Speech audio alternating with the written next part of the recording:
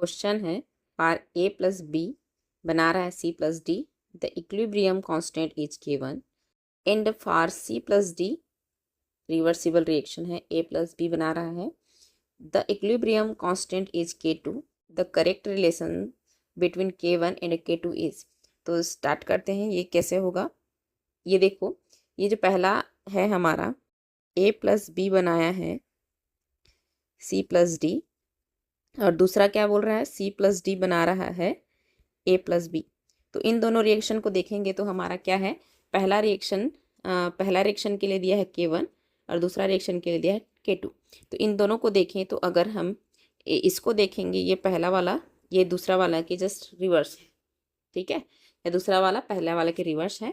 तो इसके लिए रिलेशन अगर देखना चाहें तो हमारा क्या होता है उसको देखते हैं कि अगर हम देखो पहला रिएक्शन पहला के लिए k1 है, ठीक, दूसरा क्या है पहला के रिवर्स है, तो उसको क्या कर देंगे 1/k2 कर देंगे, ठीक है।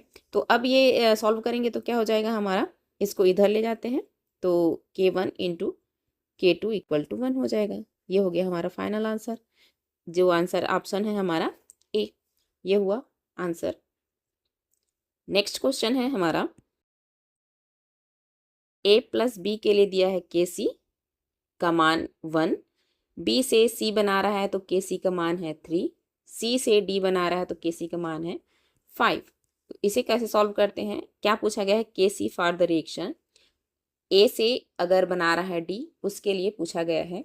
तो हम इसको सॉल्व करने का कैसे करते हैं, जैसे कि देखो यहाँ पे b का कंसंट्रेशन बटा a का कंसंट्रेशन, तो b का कंसंट्रेशन बटा a का कंसंट्रेशन कैसे लिए हैं, क्योंकि हमारा प्रोडक्ट का कंसंट्रेशन बाय में रिएक्टेंट का कंसंट्रेशन लेते हैं।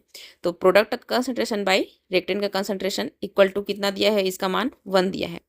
दूसरे के लिए क्या दिया हुआ है, प्रोडक्ट क्या है c का कंसंट्रेशन बटा में b का कंसंट्रेशन इक्वल टू कितना दिया है इसके लिए 3। वैसे ही तीसरा के लिए क्या दिया है, प्रोडक्ट है d का कंसंट्रेशन बाय c का कंसंट्रेशन इक्वल टू दिया हुआ है 5। ये हुआ।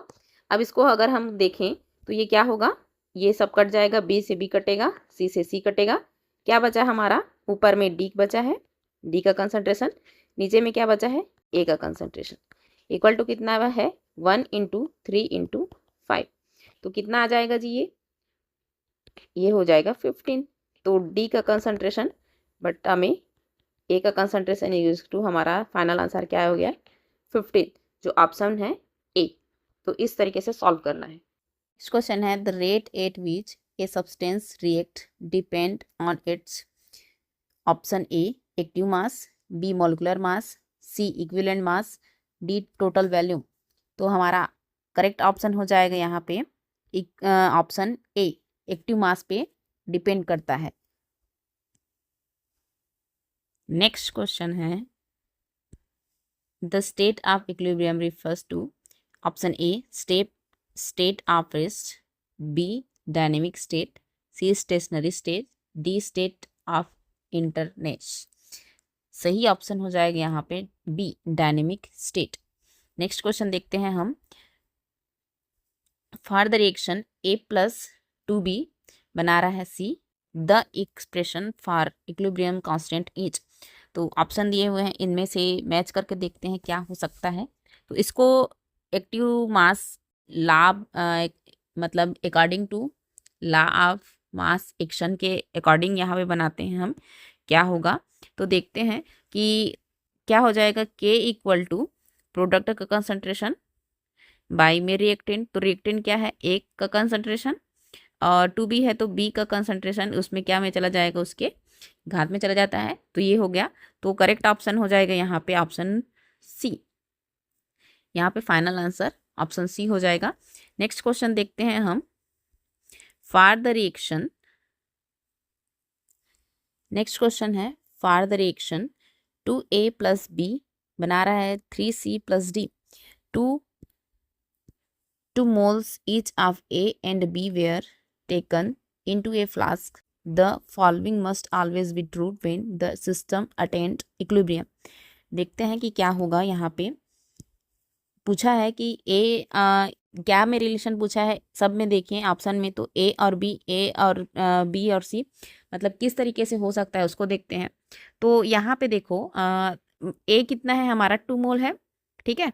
ए का जैसे कि हम देखें तो 2 मोल यहाँ पे रिएक्ट कर रहा है, और बी का देखें तो 1 मोल रिएक्ट कर रहा है ना।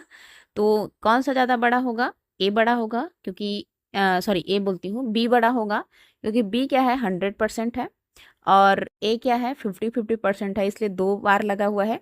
तो यहाँ पे क्या हो जाएगा, बी बड़ा हो जाएगा, बी का कंसंट्रेशन ए के कंसंट्रेशन से। तो ये ऑप्शन करेक्ट ऑप्शन क्या हो जाएगा, ऑप्शन क्या हो जाएगा हमारा बी करेक्ट ऑप्शन हो जाएगा। नेक्स्ट क्वेश्चन है active mass is defined as option A number of a gram equivalent per unit volume, B number of gram mole per litre, C amount of substance in gram per unit volume, D number of gram mole in 100 litre. तो active mass को define करने के लिए हम active mass का जो concentration होता है मतलब कि प्रोडक्ट कंसंट्रेशन बाय में रिएक्टेंट का कंसंट्रेशन, तो उसका होता है आपका नंबर, ऑप्शन यहाँ पे हो जाएगा correct option B. Active mass जो होता है हमारा ग्राम मोल पर लीटर में होता है, तो इसलिए करेक्ट ऑप्शन हो जाएगा बी। नेक्स्ट क्वेश्चन देखते हैं हम। फॉर द रिएक्शन दिया हुआ है यहाँ पे, बोला गया है कि right down the expression for equilibrium constant के सी एंड के सी डेज, हाउ इज के सी रिलेटेड टू के सी डेज। मतलब कि पहले के रिएक्शन के लिए दिया है के सी और दूसरे के लिए दिया है के सी डेज, तो दोनों में रिलेशन फाइंड करने के लिए बोला गया है। तो दोनों में रिलेशन फाइंड करते हैं, तो रिलेशन देखेंगे तो कैसे होगा यहाँ पे, जैसे कि प्रोडक्ट का concentration active mass of action के अकॉर्डिंग प्रोडक्ट का कंसंट्रेशन, मतलब कि पहले इक्वेशन के लिए ये है बाई में रिएक्टेंट का कंसंट्रेशन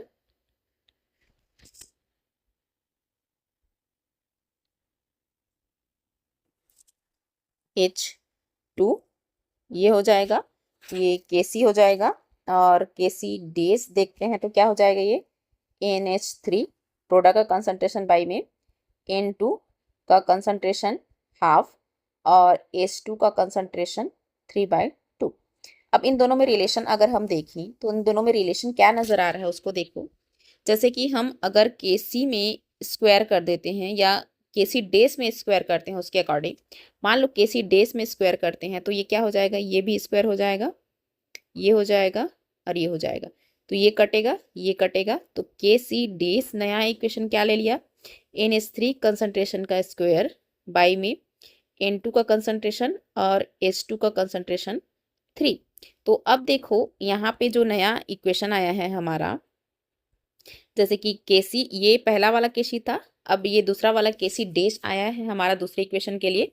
तो इसमें Kc और Kc डेश में अगर रिलेशन फाइंड करना चाहें तो क्या हो जाएगा जी हमारा, यहाँ पे अगर देखें तो Kc equal to Kc dash square हो जाएगा, होगा ना, क्योंकि यहाँ पे वही है हमारा स्क्वायर के रूप में, ये Kc डेश स्क्वायर और Kc, यहाँ पे तो Kc के डेश जो स्क्वायर किए थे वो वाला है।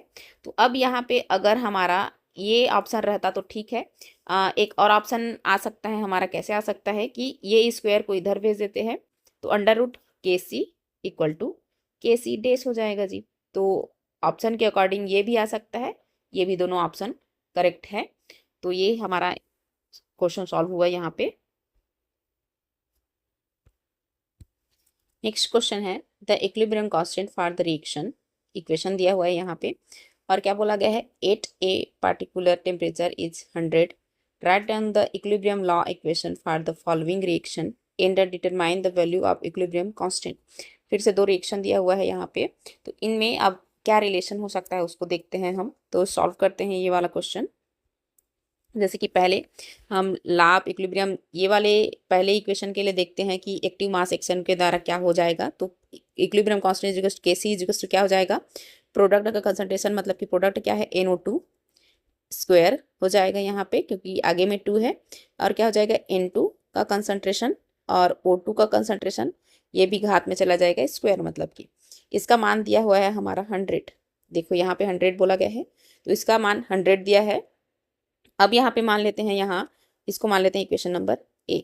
ठीक है, क्योंकि हमें इक्वेशन और आगे बढ़ाना है। तो कैसे करेंगे, अब यहाँ पे इसको मान लेते हैं K1 और इसको मान लेते हैं K2। तो इसके लिए K1 और K2 पहले निकाल लेते हैं जी। तो K1 क्या हो जाएगा हमारा, N2 का कंसंट्रेशन और O2 का कंसंट्रेशन, ये हो जाएगा स्क्वायर में, और NO2 का कंसंट्रेशन स्क्वायर। ऐसे ही अब देखो यहाँ पे अगर हम K1 और Kc को कंपेयर करें तो K1 और Kc जो है वो एक दूसरे के रिवर्स हैं। मतलब कि अगर लिखना चाहें तो हम क्या लिख सकते हैं, यहाँ पे K1 is equal to 1/Kc लिख सकते हैं। तो K1 क्या हो जाएगा जी, Kc क्या था, 100 था, तो 1/100 हो जाएगा। और सॉल्व करेंगे तो क्या हो जाएगा, 1 × 10⁻⁻² हो जाएगा। ये हुआ, ठीक है। अब K2 निकाल लेते हैं। K2 क्या होगा यहाँ इसके लिए, तो K2 हो जाएगा हमारा O2 का कंसंट्रेशन और N2 का कंसंट्रेशन हाफ बाई में हो जाएगा NO2 का कंसंट्रेशन। ये हुआ। अब हमारा K1 निकल गया, K2 निकल गया, Kc भी निकल गया। अब देखते हैं यहाँ पे और क्या क्या रख सकते हैं। तो इक्वेशन हम यहाँ पे A रख देते हैं, इसको रख देते हैं B और इसको रख देते हैं C। ठीक है, तो इक्वेशन आप कंपेयर कर लेते हैं B और C को। तो B और C को कंपेयर करेंगे तो क्या हो जाएगा जी, देखो B और C में क्या है रिलेशन, तो हाफ है। ठीक है, तो K2 इक्वल टू लिख सकते हैं K1 √K1 करके। तो इसको आगे सॉल्व करेंगे तो क्या हो जाएगा, K2 इक्वल टू K1 कितना आया है हमारा, ये वाला देखिए। ठीक है, तो K1 कितना आया है 10⁻⁻²। तो और इसको अगर सॉल्व करेंगे तो क्या हो जाएगा, इसका हटाएंगे तो 10⁻⁻1 और सॉल्व करेंगे तो 0.1 हो जाएगी। ये फाइनल आंसर हमारा आ गया है। ठीक है, तो इस तरीके से कंपेयर करके यहाँ पे बनाना पड़ेगा। K2 और पहले तो Kc निकालना पड़ेगा, फिर K1 निकालना है, फिर K2 निकालना है। दोनों में कंपेयर करके इस तरीके से आगे सॉल्व करना है। तो इतना में ये सॉल्व हो गया हमारा question determine Kc for the reaction दिया हुआ है ये वाला। From the following data 8 to 98 kelvin the equilibrium constant for the following reaction. फिर से दो रिएक्शन दिए गए हैं, R 2.4 × 10⁻30 एंड 1.4 रिस्पेक्टिवली। तो Kc का मान भी ये दोनों इक्वेशन के लिए दे दिया गया है। ये वाला इसके लिए है, ये वाला इसके लिए, सॉरी ये वाला पहला वाला ये वाला इसका है और दूसरा वाला ये है। ठीक है, तो सॉल्व करते हैं, कैसे कर सकते हैं यहाँ पे। तो सबसे पहले इस वाले इक्वेशन के लिए हम यहाँ पे Kc का मान मतलब कि इक्विलिब्रियम कांस्टेंट का मान निकालते हैं। तो क्या होता है, प्रोडक्ट का कंसंट्रेशन बाई रिएक्टेंट का कंसंट्रेशन। तो NOBR बाई में N2 का कंसंट्रेशन हाफ, और फिर क्या है, और O2 कंसंट्रेशन हाफ, और है हमारा BR2 का कंसंट्रेशन हाफ।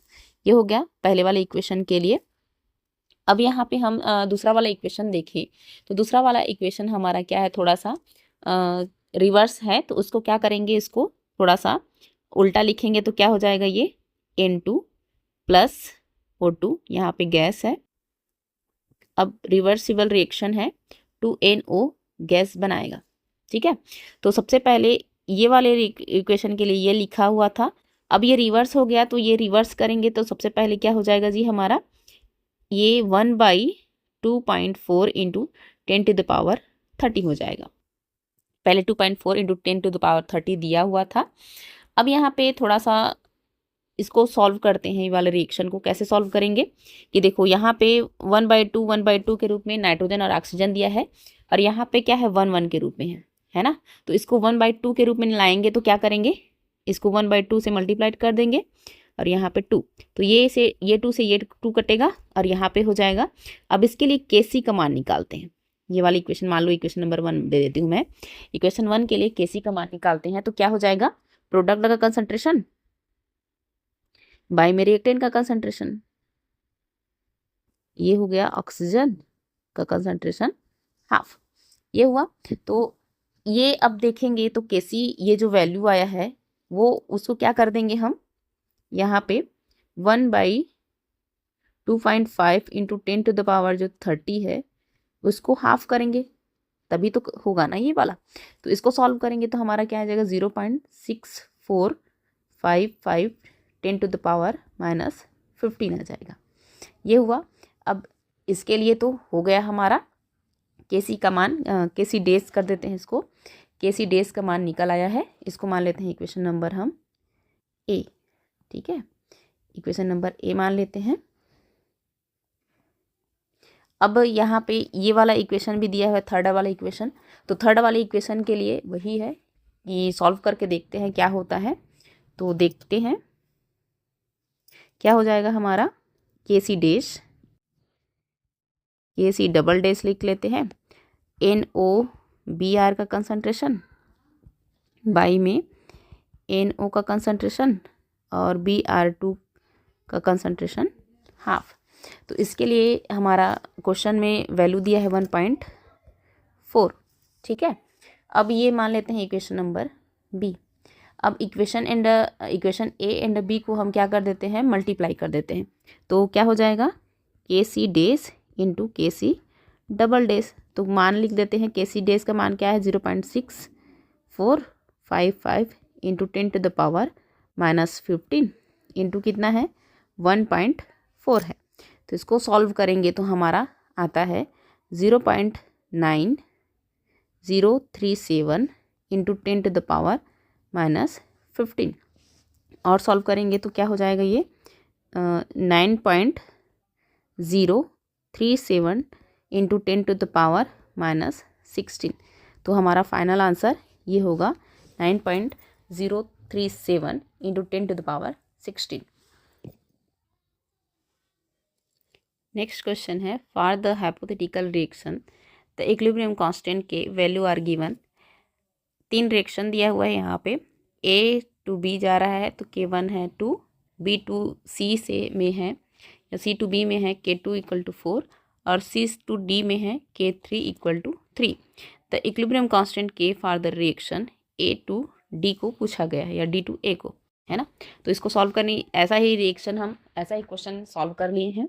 तो देखते हैं क्या होगा। वही है प्रोडक्ट का कंसंट्रेशन बाई में रिएक्टेंट का कंसंट्रेशन। तो फर्स्ट इक्वेशन के लिए हो जाएगा इक्वल टू कितना दिया है 2 एंड क्या है सेकंड के लिए C concentration by B concentration equal to दिया है 4 और D कंसंट्रेशन बाई में C कंसंट्रेशन इक्वल टू दिया हुआ है 3, है ना। तो अब इसको काटें तो B से B कटेगा, C से C कटेगा। तो हमारा इक्वेशन क्या दिया है, मतलब कि क्वेश्चन D का कंसंट्रेशन बाई में A का कंसंट्रेशन क्या है उसको पूछा गया है। तो क्या है ये वाला हमारा क्वेश्चन के रूप में सभी को मल्टीप्लाई कर देते हैं 4 × 4 × 3 इक्वल टू यहाँ पे कितना आएगा उसको देखते हैं।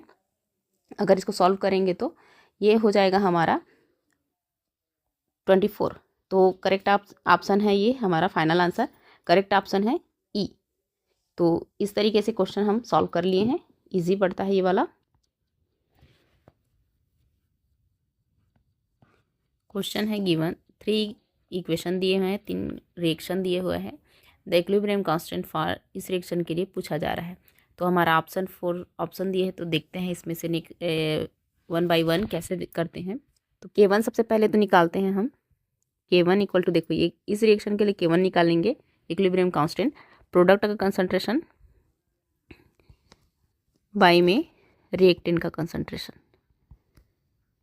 H2 ये हुआ। अब निकालते हैं K2, ये वाला सेकेंड वाले रिएक्शन के लिए। तो क्या हो जाएगा, प्रोडक्ट का कंसंट्रेशन NO है स्क्वायर बाई में N2 का कंसंट्रेशन O2 का कंसंट्रेशन, ये हो गया K2।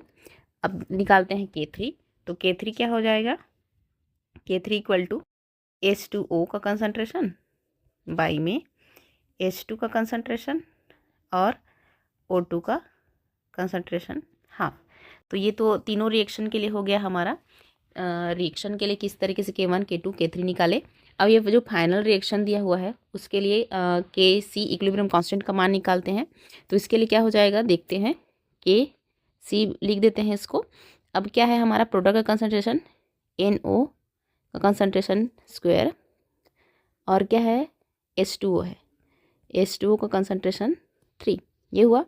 अब देखो रिएक्टेंट क्या है NH3 का कंसंट्रेशन स्क्वायर है और O2 का कंसंट्रेशन 5/2 है। अब K1 K2 और K3 जो निकाले हैं, अब इस Kc से उसको कंपेयर करते हैं क्या हो सकता है। तो देखो ऊपर में क्या है हमारा, जैसे कि NO है ना, और H2O है। तो ऊपर में कहाँ पे NO है, K1 K2 और K3 में देखते हैं NO और H2O देखते हैं। तो Kc में NO और H2O ऊपर में है, तो K2 में देखो NO ऊपर में है और K3 में भी H2O ऊपर में है। तो हम क्या करेंगे, देखो ऑप्शन दिया हुआ है K1 K2 और K3 के रिस्पेक्ट में, या तो बाई में है, बटा में है, या तो सीधा मल्टीप्लाई हुआ है। तो ऊपर में जो भी है हम उसको लिखेंगे। तो ऊपर में हमारा क्या है, K2 और K3 है, ये हुआ। अब K2 और K3 है, जैसे कि हम अगर बोलें तो ऊपर में क्या लिख देंगे, K2 और K3, ये हुआ। अब इसका मतलब कि कंपेयर कर रहे हैं 1 2 3 और Kc का। तो अब नीचे में देखो क्या है हमारा, NH3 कंसंट्रेशन स्क्वायर है ना। तो NH3 का देखो K1 में अगर देखें NH3 क्या है, ऊपर में है, तो उसको क्या कर देंगे, हमें क्या चाहिए, नीचे में चाहिए, तो बटा में क्या कर देंगे, K1 कर देंगे, क्योंकि NH3 हमें नीचे में चाहिए, इसी के कारण। अब देखो ऑक्सीजन जो है यहाँ पे Kc में, और K2 और K3 में, दोनों में ऑक्सीजन क्या है, नीचे में है। तो कोई दिक्कत नहीं है, क्योंकि K2 और K3 को हम ऊपर में लिख दिए हैं। अब यहाँ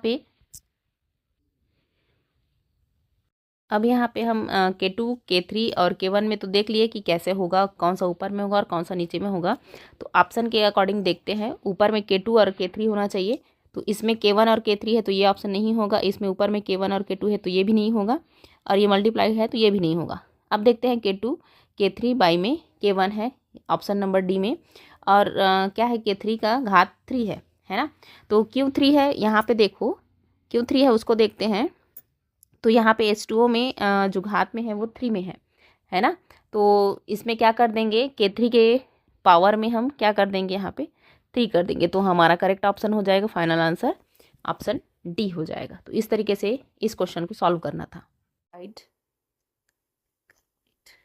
अच्छा, ए सिंपल। नेक्स्ट क्वेश्चन है, a simple of calcium carbonate is introduced into A sailed container of volume 0.654 liter and heated to 100 Kelvin until equilibrium is raised. The equilibrium constant for the reaction दिया हुआ है, calcium carbonate बना रहा है calcium oxide और carbon dioxide, is 3.9 into 10 to the power 2 atm at this temperature. Calculate the mass of calcium oxide present at equilibrium. तो इसका mass calculate करना है हमें, और दिया हुआ है इसका मान 3.9 into 10 to the power -2। Solve करते हैं। तो दिया हुआ है हमारा इक्वेशन, कैल्शियम कार्बोनेट जो है वो कैल्शियम ऑक्साइड और कार्बन डाइऑक्साइड बना रहा है। अब यहाँ पे जो Kp है यहाँ पे दिया हुआ है, इक्विलिब्रियम कांस्टेंट जो है वो है P कार्बन डाइऑक्साइड, मतलब प्रेशर कार्बन डाइऑक्साइड का 3.9 into 10 to the power -2 दिया हुआ है, ठीक है। Let the number of moles of carbon dioxide be formed equal to N। तो N कार्बन डाइऑक्साइड का देखते हैं। तो N इक्वल टू क्या होता है, P carbon dioxide into V by में RT। ये आपका आइडियल इक्वेशन है। आइडियल इक्वेशन कैसे रहता है, PV इजिकल्स टू NRT। तो हमें N चाहिए, तो N चाहिए तो क्या हो जाएगा, PV बाई में RT। तो P कार्बन डाइऑक्साइड का प्रेशर पूछा गया है, तो P कार्बन डाइऑक्साइड का लेंगे, बाकी का नहीं लेंगे, कार्बन मोनोऑक्साइड का नहीं लेंगे, या कैल्शियम ऑक्साइड का नहीं लेंगे। कैल्शियम ऑक्साइड है, कार्बन मोनोऑक्साइड नहीं है यहाँ पे। तो यहाँ पे दिया हुआ है प्रेशर कार्बन डाइऑक्साइड का 3.9 into 10 to the power -2 into V volume रहता है यहाँ पे 0.654 बाई में, R का वैल्यू दिया हुआ है 0.082 इंटू टेम्परेचर दिया है यहाँ पे, देखो यहाँ पे 1000 दिया हुआ है, वॉल्यूम भी दिया है यहाँ पे 0.654, ठीक है। तो सबका मान यहाँ पे वैल्यू पुट कर देते हैं। तो इसको सॉल्व करेंगे तो आता है 3.11 into 10 to the power -4 mole. The amount of calcium oxide, ठीक है, क्योंकि कैल्शियम ऑक्साइड का जो अमाउंट है उसको पूछा गया। Calculate the mass of calcium oxide present at equilibrium. तो यहाँ पे the amount of calcium oxide from will also be 3.11 1 × 10⁻⁴ moles होगा। क्यों ऐसे होगा? क्योंकि कार्बन डाइऑक्साइड का हमारा यही निकला है, तो कार्बन डाइऑक्साइड 1 में है और कैल्शियम ऑक्साइड भी क्या है 1 में है, तो उसका भी क्या हो जाएगा यहाँ पे अमाउंट 3.11 × 10⁻⁴ हो जाएगा। ये हुआ। Hence the mass of calcium oxide form 3.11 × 10⁻⁴ into 56, क्योंकि हमें क्या कैलकुलेट करना है? मास कैलकुलेट करना है ना। यहाँ पे मास दिया हुआ है, मास कैलकुलेट करने के लिए बोला गया है, तो इसलिए 56 से इसको हम क्या कर रहे हैं? मल्टीप्लाई कर रहे हैं। तो कितना आ जाएगा? इसको मल्टीप्लाई करेंगे तो 0.0174 ग्राम आ जाएगा। तो करेक्ट ऑप्शन हो जाएगा हमारा, ये करेक्ट आंसर है 0.0174, ये है आंसर। ठीक है, ये हो गया क्वेश्चन सॉल्व। नेक्स्ट क्वेश्चन है from the given data of equilibrium constant of the following reaction. दो रिएक्शन दिया हुआ है और उसके लिए K1 और K का मान, मतलब कि K A बोल देते हैं, ये B बोल देते हैं, इसके लिए K का मान दिया हुआ है। Calculate the equilibrium constant of the reaction, मतलब कि इस रिएक्शन, मतलब कि ये वाला एक फाइनल रिएक्शन दिया है, इसके लिए क्या कैलकुलेट करना है? इक्विलिब्रियम कांस्टेंट का मान कैलकुलेट करना है। तो अब इसको कंपेयर करते हैं हम। ये वाला जो इक्वेशन दिया हुआ है ना, ये जो फाइनल इक्वेशन दिया हुआ है, ये दोनों से कंपेयर करते हैं इसको कैसे कैसे होगा।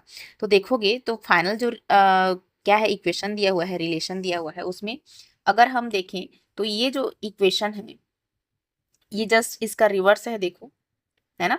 मतलब कार्बन डाइऑक्साइड इसमें जो है वो राइट साइड में है, इसमें क्या है? लेफ्ट साइड में है। और कार्बन मोनोऑक्साइड इसमें क्या है? आपका राइट साइड में है, तो इसमें क्या है? लेफ्ट साइड में। तो इसको क्या कर देंगे? हम रिवर्स कर देंगे और पहला वाला जो इक्वेशन है वो जैसा है वैसा ही रहने देते हैं। तो इसके लिए पहला वाले के लिए K का मान कितना दिया हुआ है? K1 का 67, और इस दूसरे रिएक्शन को हम क्या करते हैं? रिवर्स कर देते हैं। तो रिवर्स करते हैं तो K का क्या हो जाता है? रिवर्स हो जाता है। तो यहाँ पे देखो ये K रिवर्स कर दिए हैं K2 को। K2 का मान दिया है 490, और यहाँ ये कॉपर दिया हुआ है। और कार्बन डाइऑक्साइड का जब रिएक्शन कराते हैं तो कॉपर ऑक्साइड और कार्बन मोनोऑक्साइड बनता है, इसलिए K2 को यहाँ पे रिवर्स कर दिए 1/490 कर दिए। ये हुआ। अब adding the two reaction we get, मतलब कि दोनों रिएक्शन को, इसको ये वाला रिएक्शन और इस रिएक्शन को ऐड करेंगे तो हमारा ये वाला रिएक्शन बनेगा।